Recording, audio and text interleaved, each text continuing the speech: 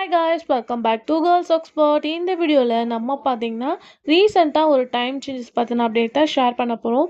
Yesterday நான் வந்து share பண்ணியிருந்தேன், ஒரு நியூ சீரியல் வரனால 2 டாப் சீரியல்ஸ் வந்து டைம் சேஞ்சஸ் ஆக போகுது அப்படின்னு சொல்லிட்டு. ஜீ தமிழில் தான் கெட்டி மேலே வந்து ஜனவரி 20 ஸ்டார்ட் பண்ண போகிறனால வள்ளியின் மேலவன் நெஞ்சத்தை கில்லாதே டைமிங் வந்து சேஞ்ச் பண்ண போகிறாங்க. அதில் நெஞ்சத்தை கில்லாதே வந்து 6:30, வள்ளியின் மேலவன் வந்து 10 PM அப்படின்னு சொல்லிட்டு நம்ம சொல்லியிருந்தோம். நிறையா பேர் வந்து நிறைய விதமாக கமெண்ட்ஸும் பண்ணியிருந்தாங்க. பட் இப்போ சேனல் டோட்டலி வந்து வேற மாதிரி சொல்கிறாங்க. அதாவது வள்ளியின் மேலவன் வந்து 6 or 6:30, இல்லை பார்க்கும்போது வந்து நெஞ்சத்தை கில்லாதே 10 PM வந்து சேஞ்ச் பண்ண போகிறோம் அப்படின்னு சொல்லியிருக்காங்க.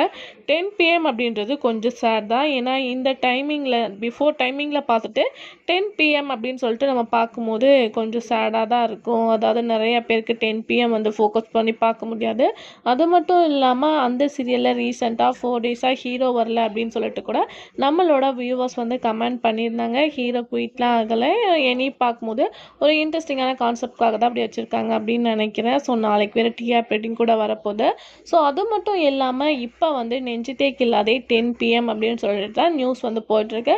இதில் மோஸ்ட்லி பார்க்கும்போது 10 PMல மாஸ் காட்ட போது நெஞ்சித்தே கில்லாதே அப்படின்னு சொல்லிட்டு சில ஃபேன்ஸ் வந்து குட் ரெஸ்பான்ஸும் கொடுத்துருக்காங்க. 10 PM அப்படின்னு கொஞ்சம் பேர் வந்து ஷாக்கிங்காகவும் இருக்காங்க.